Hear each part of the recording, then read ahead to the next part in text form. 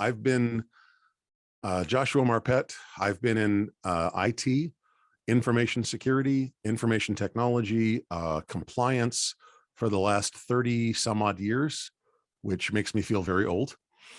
I was at the Federal Reserve Bank of New York, Federal Reserve Bank of Philadelphia. I worked with the New York branch, doing senior cybersecurity and information engineering. I run a startup now where we do sales and marketing and teach them how to do sales marketing and technology calibration for technical companies, technology companies, simply because we realize that most tech companies don't do so well with sales and marketing and understanding and explaining what they do. So we teach them how to explain what they do. I'm also, well, you know what? I have a bio slide, so let me throw that up there. So you should be seeing my screen. And let's see if we can make this work. There we go. So that's me. I run several conferences. B-Sides Delaware is my conference, and I'm on the board of B-Sides DC. I was on the board of B-Sides Las Vegas. I don't know if there's a B-Sides conference in Armenia, but I'm part of the B-Sides Global Initiative. So if you want there to be, let me know and we'll figure it out. Yes, we definitely want. So yeah. Let's figure it out. Not a problem. I've started plenty of conferences over the years. Awesome. MGM Growth is my current company. That's the one I was mentioning. We do sales and marketing for tech companies. I have a nonprofit that I run, the RMISAO. It's about risk management and understanding risk in your world. I'm a co-host on Paul's Security Weekly, and I'm an INS faculty member, the Institute of Applied Network Security. INS is an organization like a think tank. We help advise companies.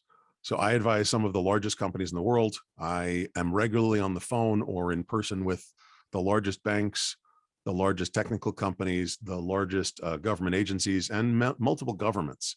I advise multiple governments on their privacy initiatives, on their compliance initiatives, and on the things that they're doing, if you will, and how well they work with the rest of the world. So that's me.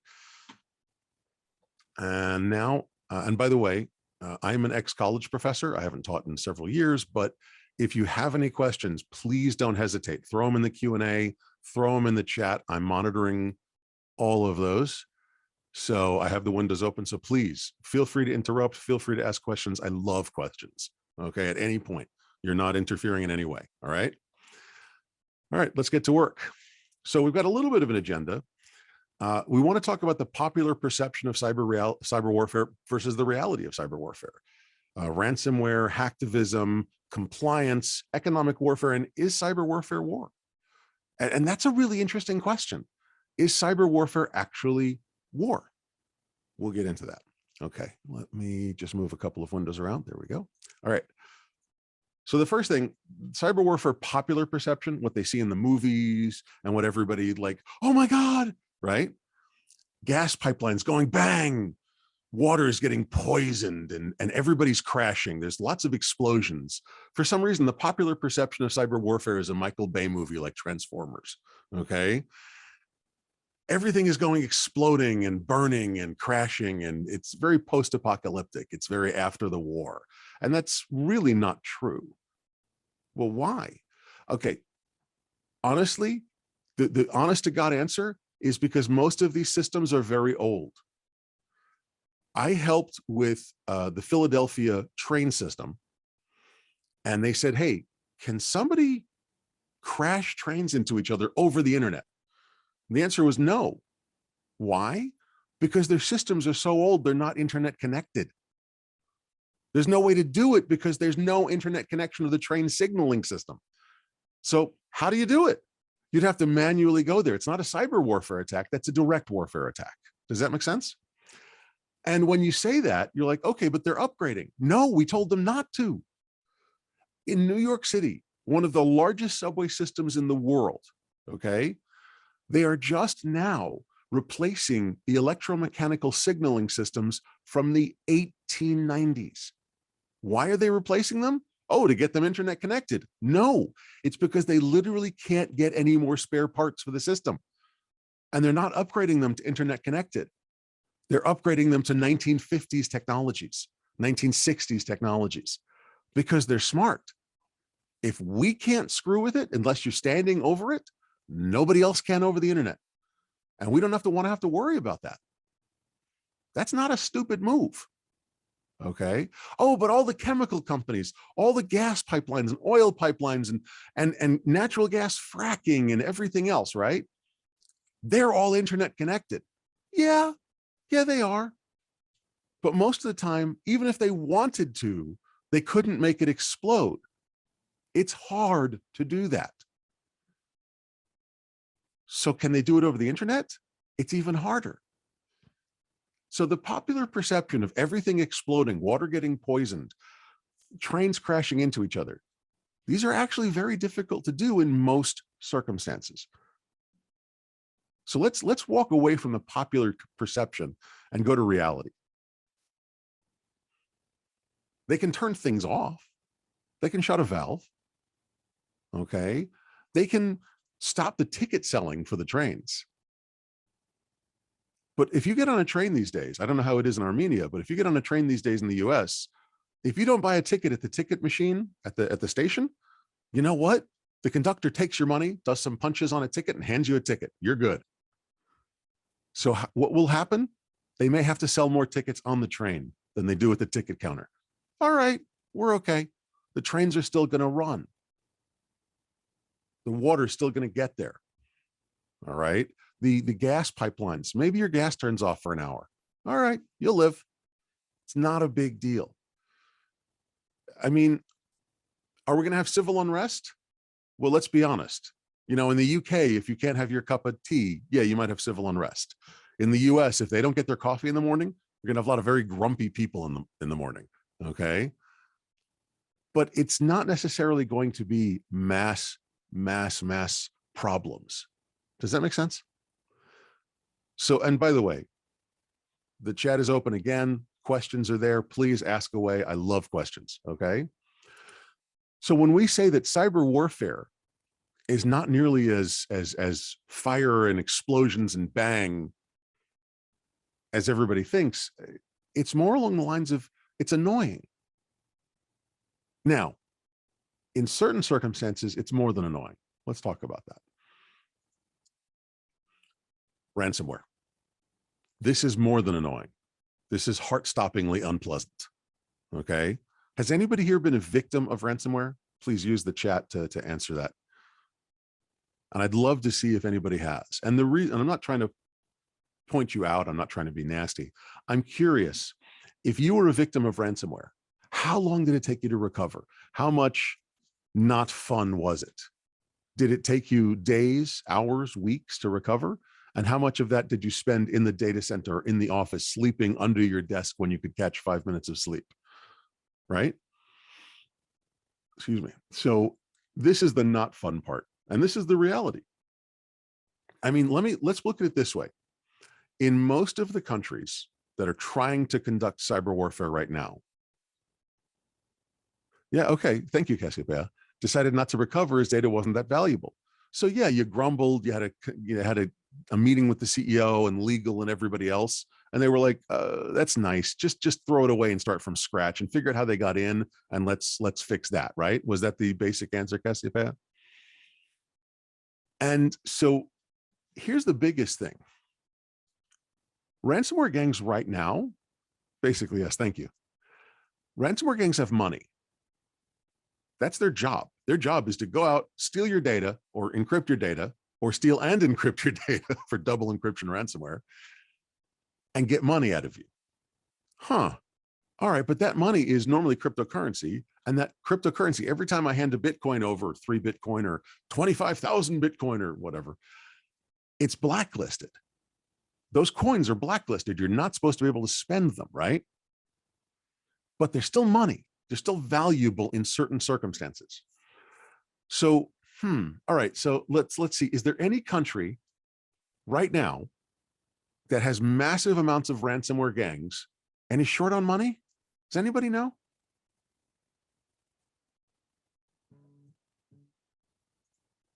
Yeah, there might be. So when you look at Russia, where a significant portion of ransomware gangs are They live, right? The country is in desperate need of money. They have all these ransomware gangs. They know where they are. They know who they are. Look at Revil, R-Evil, whatever it was. They got annoyed with them because they were a little too public, a little too pretentious, a little too annoying. And they had them in custody in hours and days. They know where they are. So does anybody know what they're going to be doing or have already done, maybe, to all of the ransomware gangs that are out there in Russia? Could they possibly? Oh, no.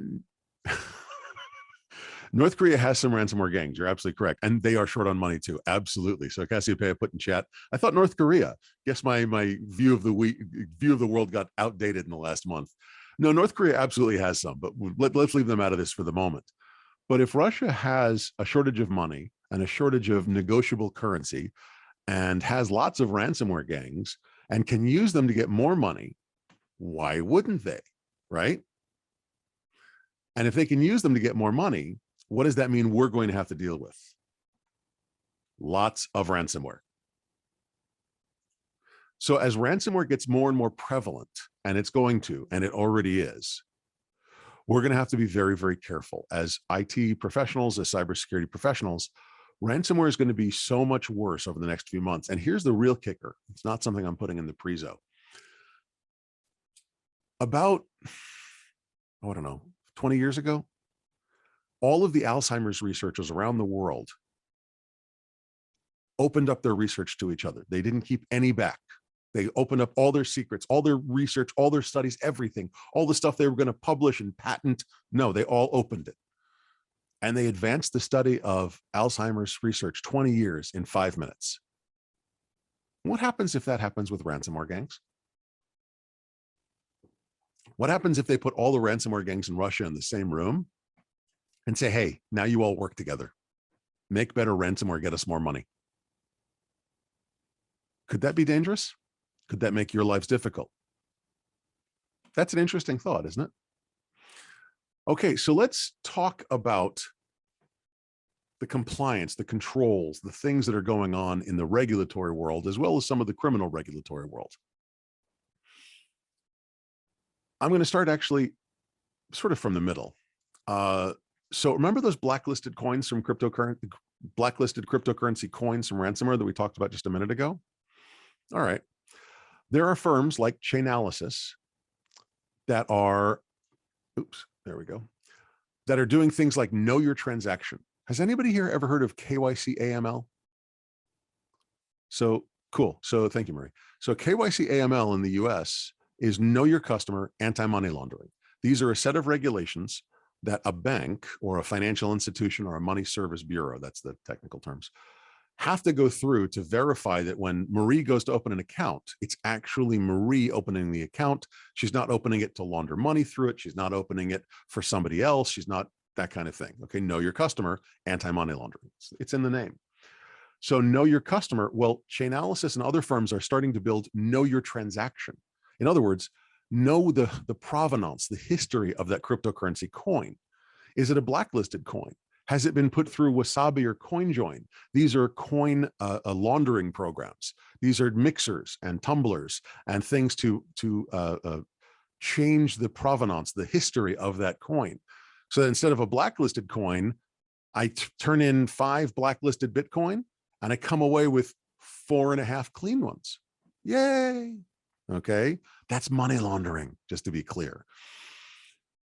But the question is, who's going to take those 5 blacklisted Bitcoin and what are they going to do with them? I mean, come on, that's crazy.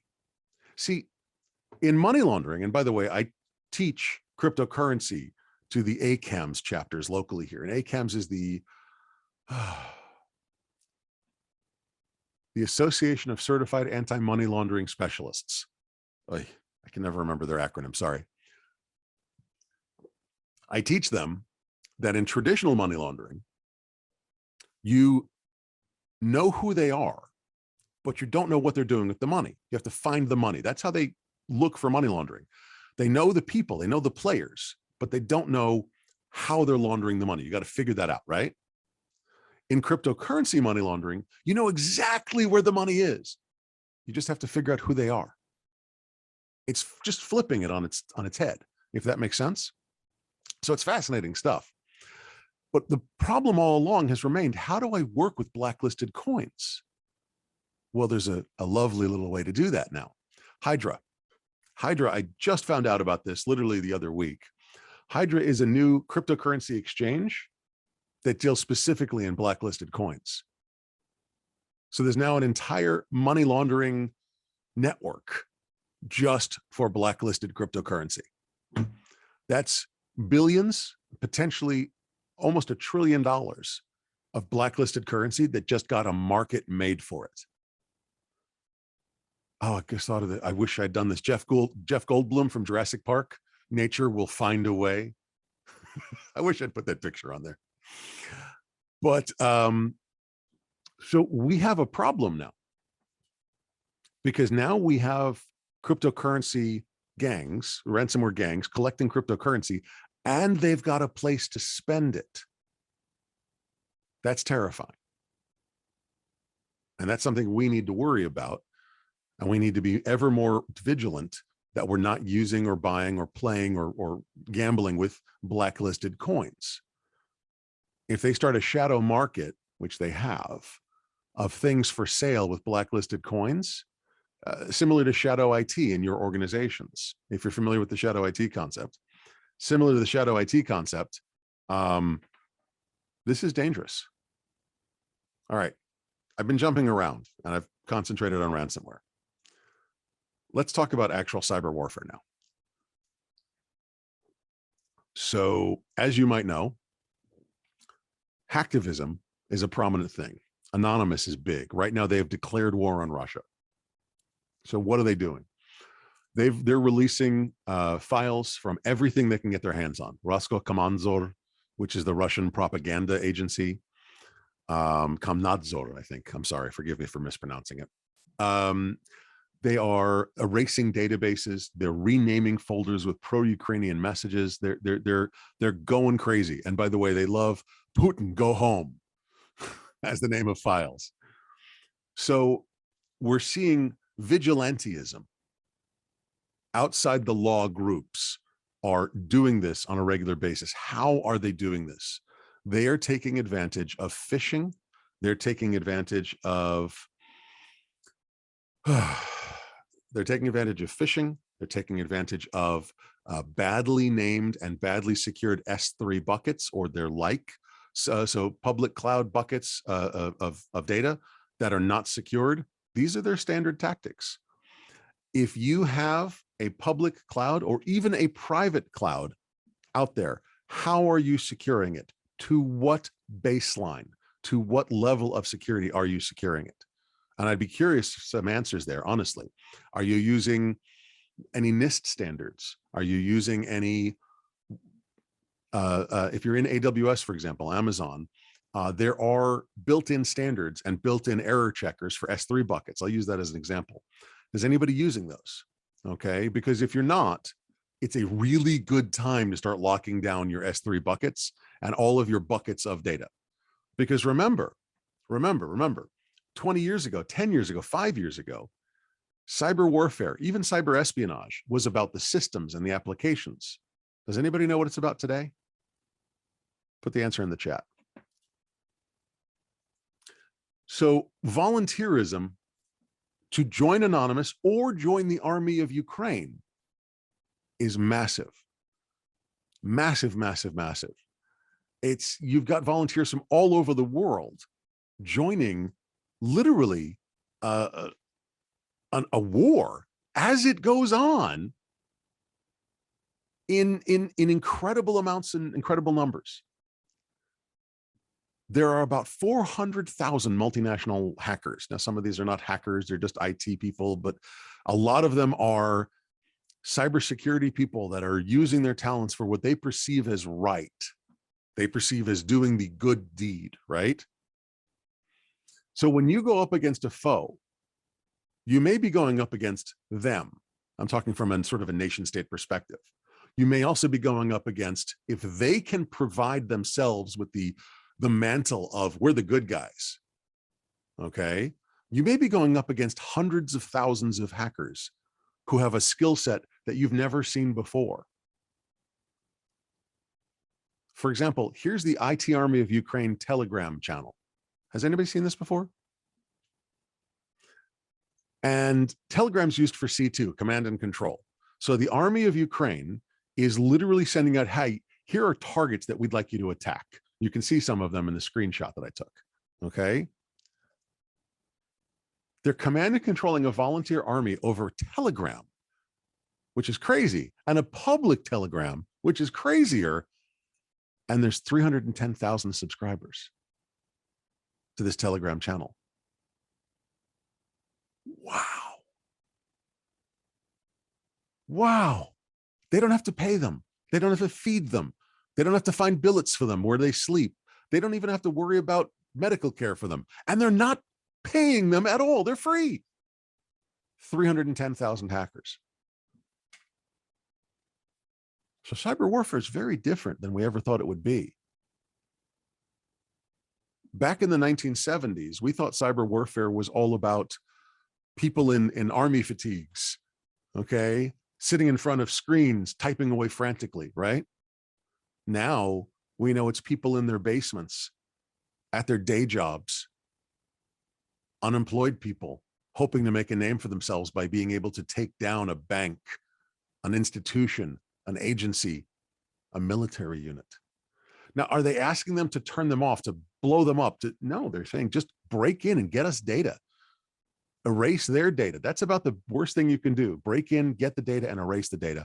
And then if you get us the data, we can spread it out wide. We can send it out as propaganda. We can send it out as news. Look at how evil the bad guys are. And you know, cyber warfare these days, like I said, it's not what we thought. It's economic. It's public relations. So when companies leave Russia, there are ramifications. So these are the two biggest ones that I wanted to talk about, and I want to explain these in a little bit of detail. There have been noises, threats, that if a company leaves Russia, there will be a 10-year waiting period before they'll be allowed to return. You will miss out on 10 years of business with us if you leave us now. That's interesting. Who's going to actually suffer from that? The company or Russia? I don't know. That's a great question. It depends on how this whole thing goes off. Make sense there? But the interesting thing for multinational companies, excuse me, is this data deletion upon leaving Russia. I don't know if you know the data standards for Russia. I had to study them and learn them. I do multinational compliance. So I've had to study the data collection, disposal, and standards for China, Japan, Russia, several different countries. And in the course of dealing with these multinational companies that I work with, like, all right, we're going to open up a branch in China. What do? Well, firewall the heck out of it. Segment your data. Put the Chinese data stays in China. Well, why? Well, because there's privacy principles in China. Technically, you're not allowed to collect medical data in China at all. But there's one little passage that in the data privacy principles that allows you to collect medical data. And so everybody's using that. But, so let me explain the Russian data privacy principles. All data sets about Russia or from Russia or involved in Russia have to be finalized in Russia. And then you can send the finalized data set, a copy of the finalized data set, outside of Russia for analysis. So if you're, let's say, a medical company, and Russia is one of your test areas, right?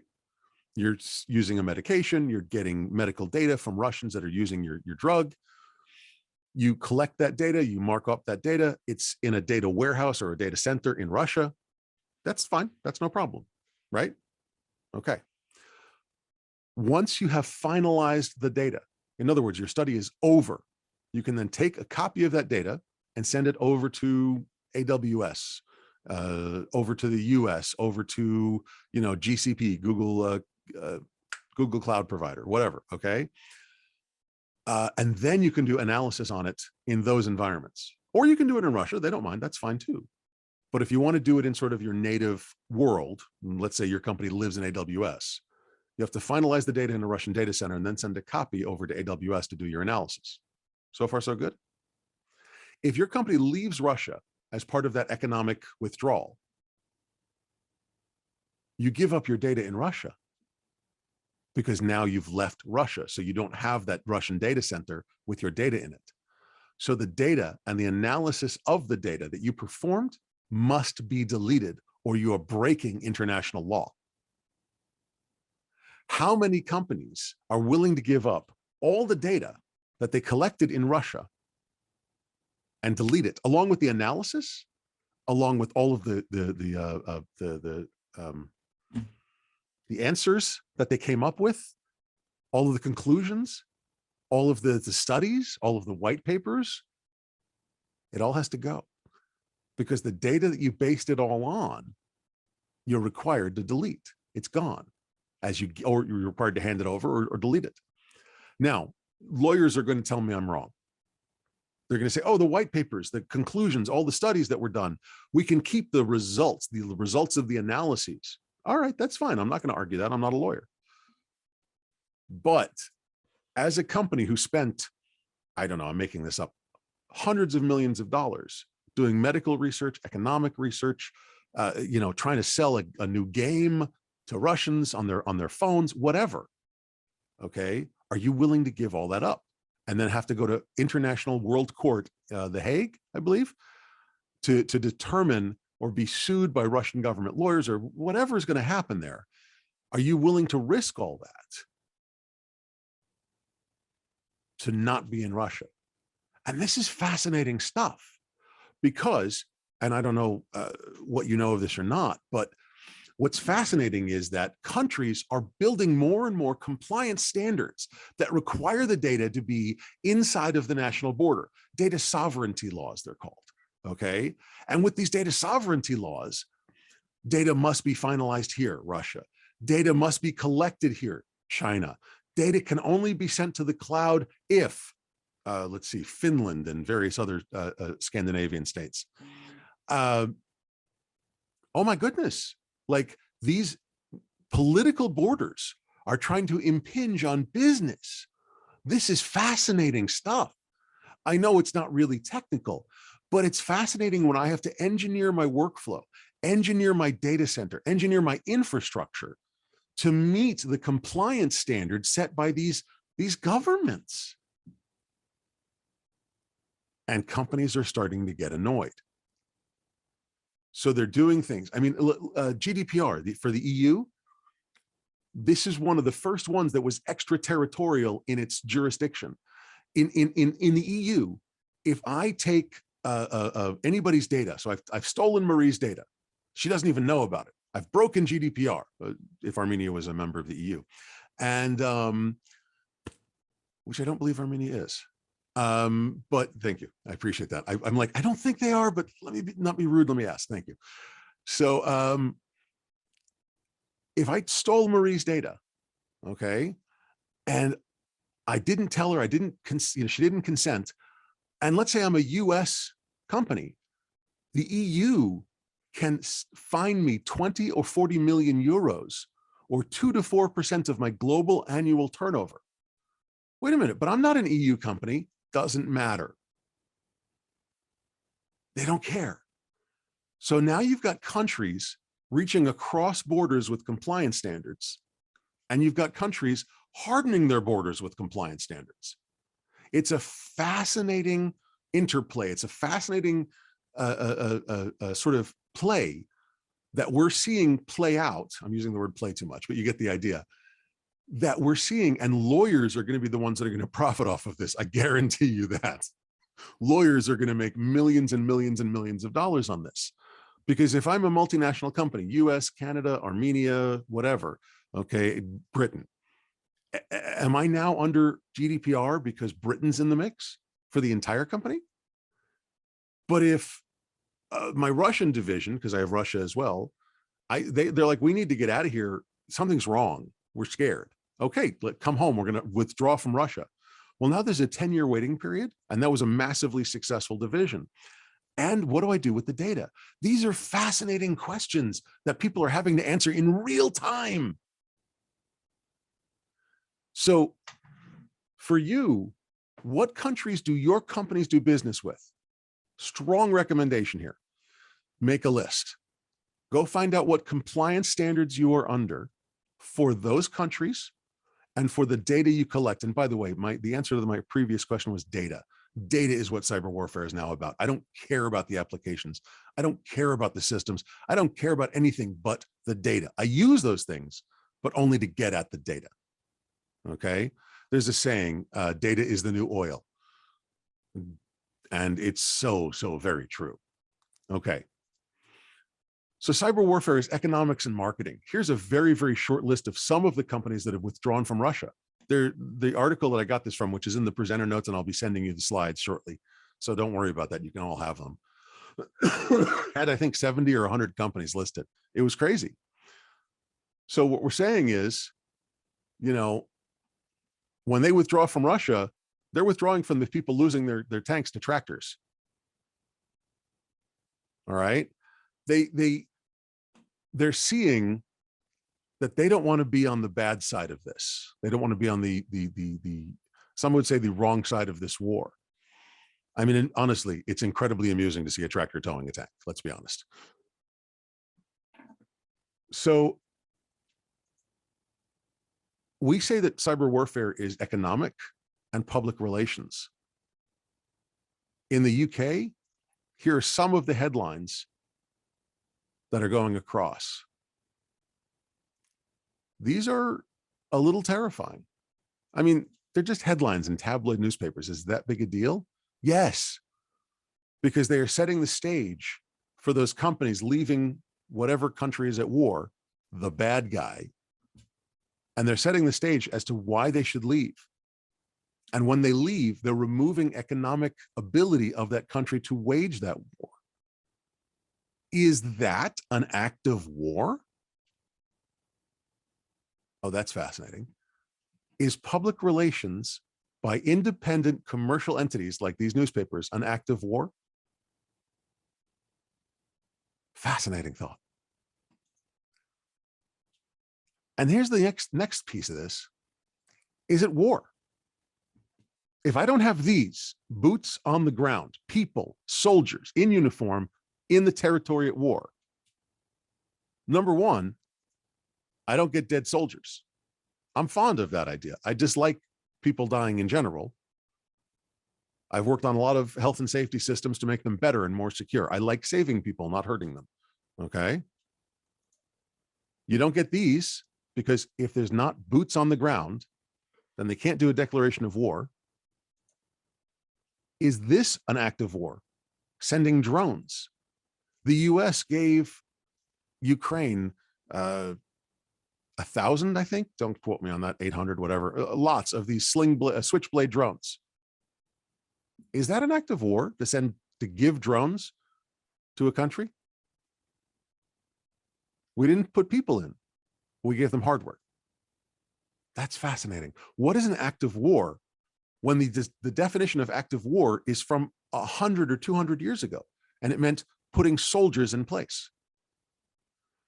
When cyber warfare is economic and public relations, it's information disruption and information putting it out there to the world, information release. Is that cyber warfare if I'm not blowing gas pipelines up? What is the definition of cyber warfare? What is the definition of act of war? Are they one and the same? I don't know. And that's fascinating. Are these an act of war? These are the US military drones, some of which have gone over to Ukraine, some of which are going over to Ukraine, and some of which probably will never go over. How about if we send unmanned ground vehicles? That's a tank with no people in it. It's an armed tank with smoke and chaff and flares and rocket launchers with no people in it. This happens to be a German one, but it was the coolest unmanned ground vehicle I could find. So they call these UAVs for the unmanned aerial vehicles and UGVs for unmanned ground vehicles. There's also for unmanned underwater vehicles. UMVs, I believe they are, unmanned maritime vehicles, I think they are. I don't quote me on that. But it's interesting when this is what we think of as cyber warfare. I'm interfering with somebody's printers, their Nest, their electronic doorbell, their gas pipeline, whatever. But in reality, the definition of cyber warfare is now being set. We're in the middle of that right now. And that's fascinating, isn't it? So I realized that I just gave you an entirely long presentation about the different definitions of cyber warfare and saying, we're making that definition now in real time. Isn't that cool and terrifying at the same time? And so where's the future going to be? The future of cyber warfare is proxy wars. The US and Russia won't actually commit in war, but they'll send drones to each other, to their enemies, the enemies of each other. There'll be proxy wars where you won't have a war with anybody, but you'll send some money, you'll send some drones, you'll have your cyber hackers look over a target country and relay that traffic through China. So it's a proxy war in more ways than one. You'll proxy your traffic through China. Economic war, public relation war, deception. I had on Pulse Security Weekly, which is a show that I'm a co-host of, we had a gentleman, oh God, I just forgot his name. He runs the deception company there in Armenia. A brilliant, brilliant guy. And Antronic. Thank you. Yes. He's brilliant. And deception, like what his company does, and so I need to start talking to him because I need to start working with his company, is going to be huge because cyber warfare is going to become much more prevalent. It's going to become normal. It's going to become normal because the ransomware, the criminal gangs, 20 years ago, criminals were individuals and small groups. They did it for street cred. They did it for the ability to I hacked this bank, right? 5 years ago, 10 years ago, it became organized crime and they went after cryptocurrency and they're stealing money because, hey, that's where money is and it's easy and it's cheap, and spam and Nigerian 419ers and everything else. Now, nation state. And that's going to be normal and everyday. Cybercrime as an instrument of policy. What are you doing to prepare? And I will tell you that deception is one of the best things you can do because they're going to get in. Look, we all have users. If we didn't have users, our lives would be so much easier. Oh my God. But we all have users. And so they're going to get in. And so if I can lead them off into a blind alley, yay. All right. So it's fascinating to think that we're changing the definitions of these words as we live through it. You're not just living now, you're making history, each and every one of you. We all are. So that's where I'm going to end for now, but I'd love to get some questions. Please, let's open it up to questions. Thank you very much, Joshua. I think it was a really fascinating presentation and very insightful to actually realize where we are now in these times, defining what is actually cyber warfare and with all this Web3 developments. And so thank you very much. Really interesting. I mean, you have questions, everyone. If you want to ask in person, maybe I can also pass you the mic if you raise your hand. So let's see. And there's an email address and my Twitter handle. I'm on Twitter occasionally. But yeah, I mean, I realized this was not a hugely technical presentation because I really needed to explain and talk about how we're changing the world that we live in as we do this. And if we're not prepping, if we're not making sure that our systems are locked down, our data is protected, that we're watching over what's going on, we're going to become a victim of the everyday cyber warfare that's going to be waged against us, our companies, and our countries. Yes, that's for sure. I mean, it was really interesting and useful. I mean, we have been victim of all this cyber warfare during the war that happened last year. So yeah, that was terrifying. And it's interesting because if you think about it, in a way, it was similar. The cyber warfare that happened last year with the Azerbaijanis. yes. Excuse me. Oh, Cassiopeia, I'll get to your question in just a second. You know, if Armenia had reached out as Ukraine is reaching out and said, hey, would anybody like to help? I think it would have been fascinating, and you did to a certain extent, but I think it would have been fascinating to see if an army of hackers such as Ukraine has amassed could have been amassed back then, could have been brought together back then. Even more fascinating, now that Ukraine has brought that army of hackers together, are they going to be another anonymous? Are they going to go after any target they see appropriate to go after? This is going to be fascinating. So let me answer Cassiopeia's question. Shadow IT. Shadow IT is the concept that if you make something too hard for your users to do, they will find a way to do it anyway. So if you make it very hard for your users to save files, to share files with their coworkers, their friends, their neighbors, whatever, they'll just open up a Dropbox account and share the files the way they want to without going through you. So that's shadow IT. It is a shadow going around the IT organization. Does that make sense, Cassiopeia? I think it does. Any more questions? Guys, this is such an interesting topic. Where are your questions?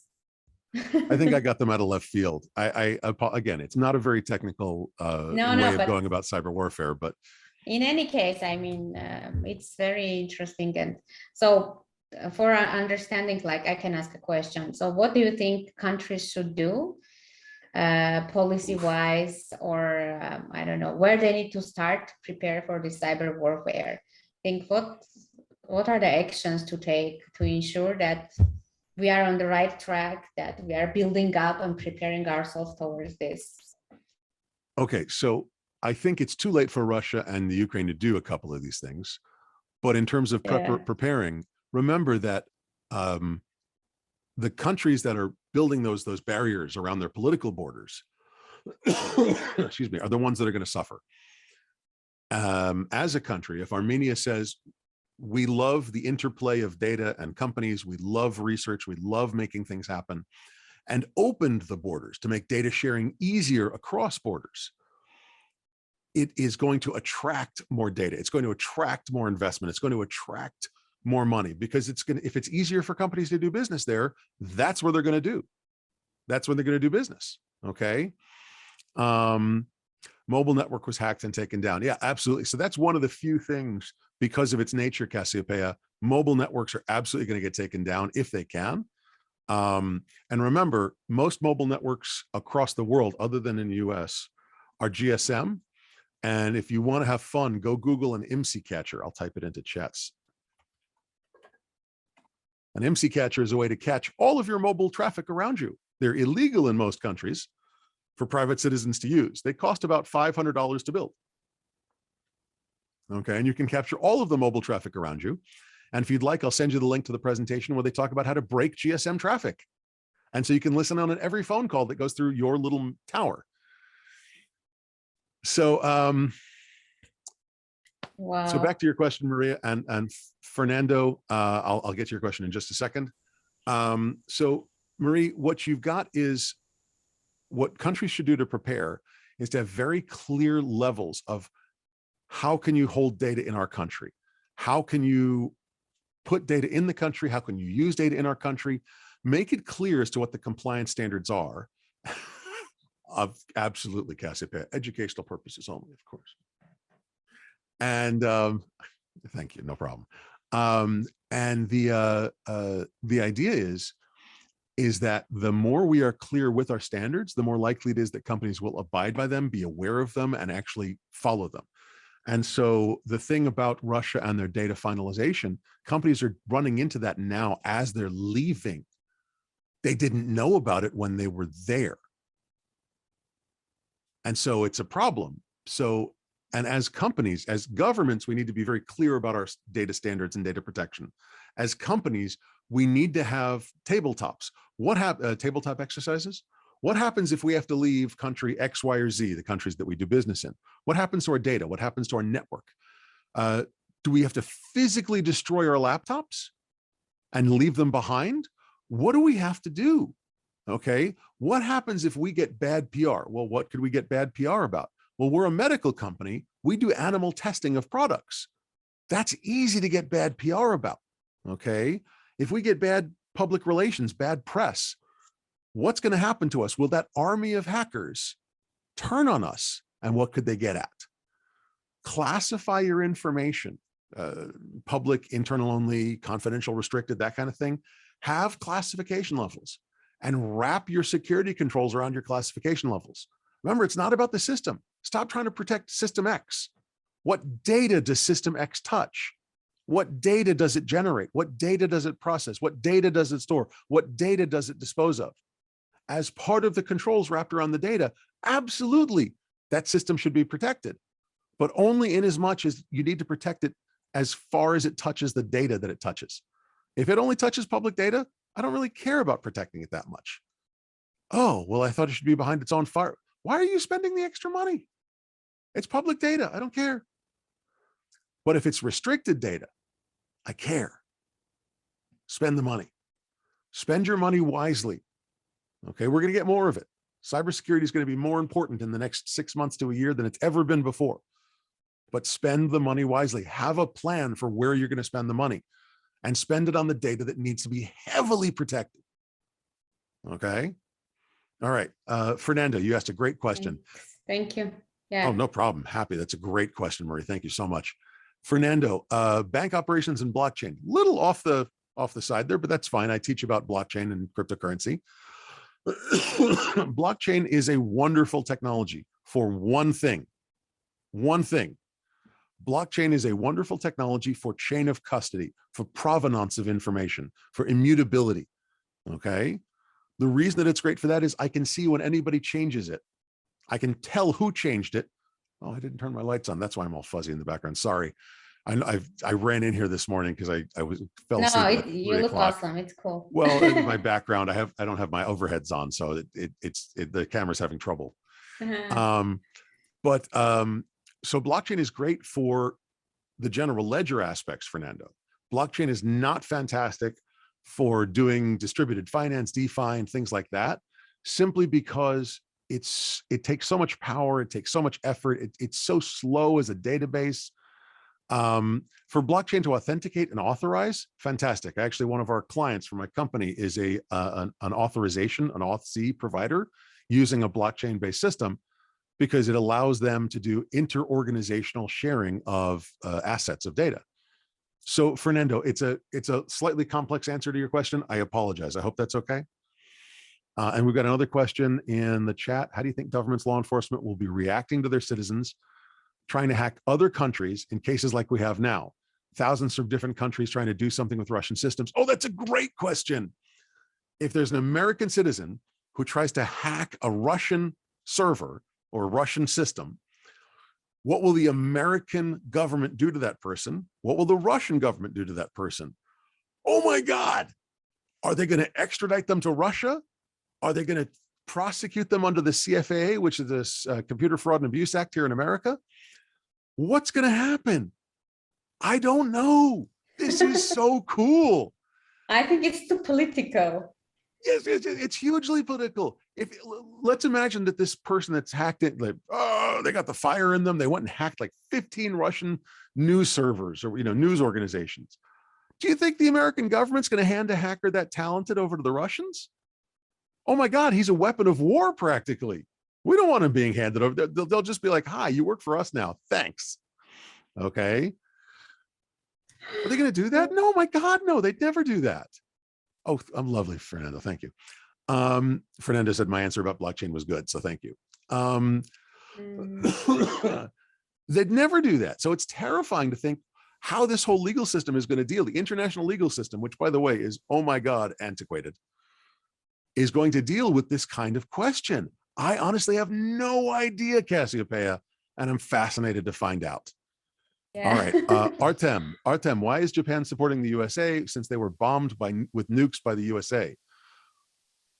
You realize that Japan and the US have been allies since probably several weeks after that happened. And the US actually has protected Japan. We've provided the bulk of their entire military since then. They were not allowed to have an army. We protected them pretty viciously since then. And they are some of the closest allies there are. The US also rebuilt all of their infrastructure after bombing them. So I'm not sure if you're just unaware of those geopolitical realities, but Japan and the US are incredibly close allies. So Artem, I'd love for you to expand on that. I'm really curious. Any other questions as well, please? This is fascinating stuff. I've asked more questions than I've answered, and I want you to think about them, because some of them are going to affect you in your daily life as information security specialists, as technologists, as compliance people, as hackers, as IT specialists. They can affect you and make your actions be very, very useful for your company or terrifyingly bad. I'm not saying don't do anything. I'm saying just let it sort of percolate, let it sink in. All right. And I have one more question. Oh, please.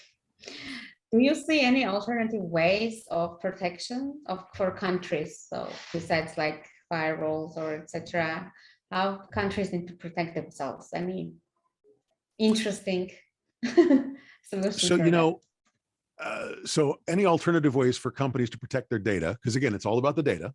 All right. Other than throwing a firewall up, and I mentioned one, Illusion, which is a big company in Armenia, and I want to do some work with them. Illuria, yeah. Illuria, thank you so much. I apologize, I couldn't think of it. The Illuria is a deception company, and they do some beautiful work. I looked at their website, and I want to work with them. Deception, protection. Realize, however, that as we have, and this is a weird word, deperimeterized, we've taken away the perimeters of our companies. Because look, how many partner companies does yours connect with to get the data, process the data, send the data out to customers, monitor your systems, cloud this and SaaS that and everything else, right? So do we have, 20 years ago, everything was inside my perimeter. I had a firewall that if you didn't get in, right? But now my data sent everywhere before finally I say, hey, here's my data. No. That's the data that this guy generated and that lady processed, and they gave you the mortgage rates and whatever else, okay? There's so many more connections. So the things you have to do are things like software bill of materials. How do you know that because our third-party risk has gone through the roof? So I think it's a new term. Can you define what's like software bill? Sure. I think it's new for the community also here. So happy to. Artem, by the way, your question about what's the probability that next decade the world will be separated east to west? Well, it's only the last few years that it hasn't been. So we'll see. But back to your question, Marie, about software bill of materials. In any piece of software 30 years ago, it was written line by line by a programmer or team of programmers, right? Nowadays, we assemble them like Legos. You know Legos? We assemble them like Legos from libraries and DLLs and, Stack Overflow and everything else, right? So we assemble software. We don't write software as much anymore. So if that's the case, how do I know that that library that's way deep down in the stack is secure, is updated, is proper? How do I know that the third party that is a partner of mine that I send data to be processed, how do I know that their stack is up to date? So what you do is you build a software bill of materials. It's a manifest. It's a list of everything in your software, all the libraries, all the versions, all the everything. Okay. And when I go to my third parties, hey, I need a software bill of materials, an SBOM. Okay, I need an SBOM for all of your stuff. They go, well, we don't have them. I'm like, well, I'm finding another supplier. They're like, oh, we'll build it. And there's several formats on how to do those. SPDX is the one that I'm actually on the committee of. SPDX actually has a full ISO standard. So if you build it according to this ISO standard, you are ISO compatible. and compliant, and you have an SBOM that you can hand out. And it helps really with business, especially international, when you can say we are up to date, all of our libraries are running and proper and updated, and here's everything in our software. And it helps build confidence in those connections between partners and suppliers and customers and so on and so forth. So it's lovely. Okay, great. Thank you very much.